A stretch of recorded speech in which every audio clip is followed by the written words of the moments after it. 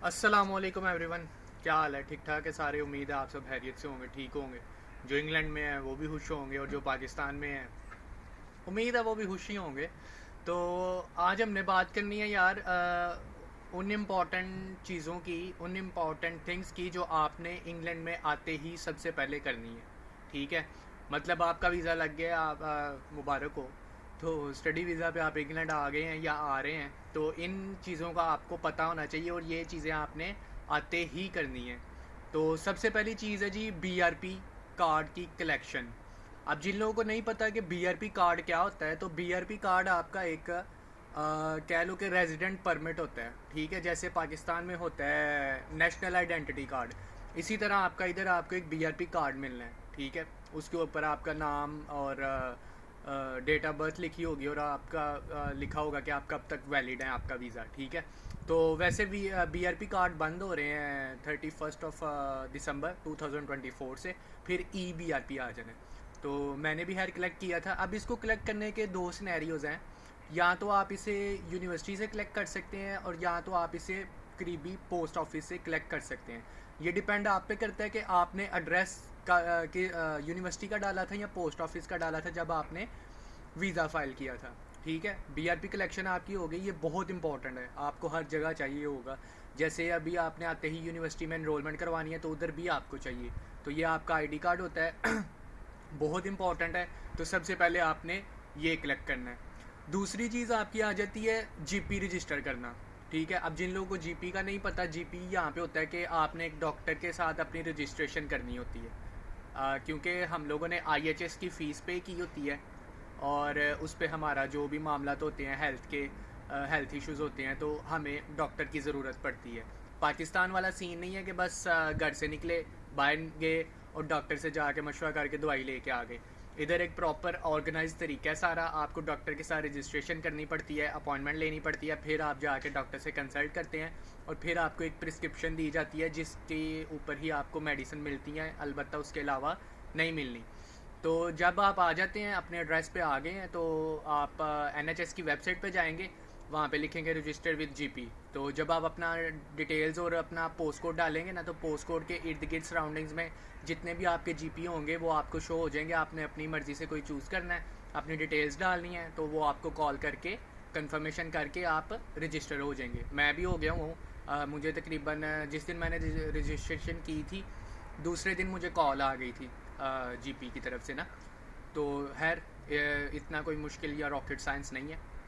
तो फिर तीसरी चीज़ आ जाती है बैंक अकाउंट। ये बहुत इंपॉर्टेंट है, आपने अपना बैंक अकाउंट खोलना है यूके में, क्योंकि ये बहुत ही ज़रूरी है। जब आपने बाद में जॉब भी करनी है एनआई पे, एनआई का भी मैं बताता हूँ आपको बाद में। तो यहाँ पे डिजिटल बैंक्स भी हैं और फिज़िकल बैंक्स भी हैं। डिजिटल में जैसे यहाँ पे चल रहा है रिवॉल्ट या मोन्जो, मेरा तो है दोनों पे अकाउंट है, मोन्जो पे भी है, रिवॉल्ट पे भी है।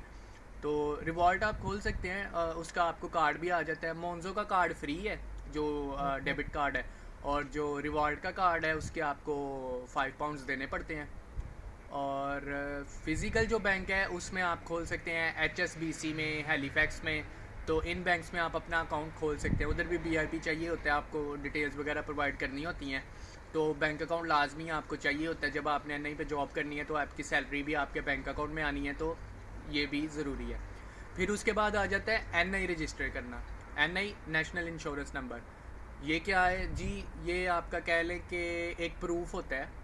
जैसे अगर आपने काम करना है यूके में, तो आप उसको अपना एनआई नंबर प्रोवाइड करेंगे जो रिप्रेजेंट करता है कि you have the right to work in UK. Like for international students it's 20 hours per week. तो 20 आवर्स पर वीक जो आपने काम करना है वो आपको एनआई पे ही काम मिलेगा और उसकी सैलरी भी आपके बैंक अकाउंट में आ जाएगी। आपने सिंपली गवर्नमेंट ऑफ यूके की वेबसाइट पे जाना है, एनआई रजिस्टर करना है, आपको वहाँ पे अपनी सारी डिटेल्स प्रोवाइड करनी होती हैं, जैसे आपका नाम, पता, डेट ऑफ बर्थ, और आपको डॉक्यूमेंट्स भी प्रोवाइड करने होते हैं। अपना पासपोर्ट की पिक्चर, अपने बीआरपी की पिक्चर, और एक पिक्चर आपने प्रोवाइड करनी है अपना पासपोर्ट अपने हाथ में पकड़ के। तो ये तीन चीज़ें आपने प्रोवाइड करनी है। विद इन 4 to 6 या मैक्सिमम 8 वीक्स आपको आपके एड्रेस पे एनआई नंबर आ जाएगा। ठीक है जी, ये चीज़ें हो गई। और इसके बाद आपने करनी है जॉब हंटिंग। जॉब हंटिंग आप यहाँ पे दो तरह से कर सकते हैं, इंडीड, रीड ये ऑनलाइन साइट्स हैं, आप इन पे जाके अपनी सीवी बनाएं। और सीवी का भी आपको गूगल पे लिखेंगे सीवी फॉर द यूके, तो आपको समझ आ जाएगी कि यूके में किस तरह की सीवी चलती है। इस तरह का कोई स्पेशल फॉर्मेट नहीं है, लेकिन फिर भी आप एक दफ़ा चेक कर लीजिएगा।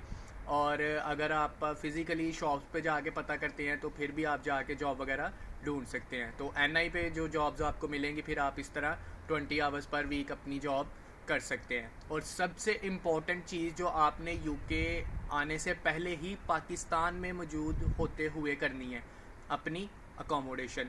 ये बहुत ही इंपॉर्टेंट चीज़ है, इसको इग्नोर नहीं करना। ये चीज़ ज़हन में नहीं रखनी कि वीज़ा आ गया वह बस यूके पहुँचे और उधर जाके देखी जाएगी।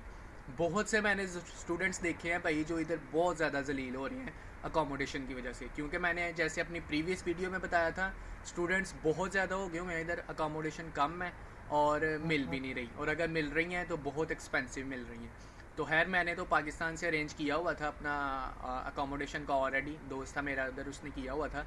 तो इसी तरह आपके अगर लिंक्स हैं, किसी भी शहर में आप आ रहे हैं, अपने लिंक्स चलाएं, अपने दोस्तों को बोलिए अकोमोडेशन प्लीज़ अपनी अकोमोडेशन अरेंज करके आइएगा, वरना आपके लिए मुश्किल होगी।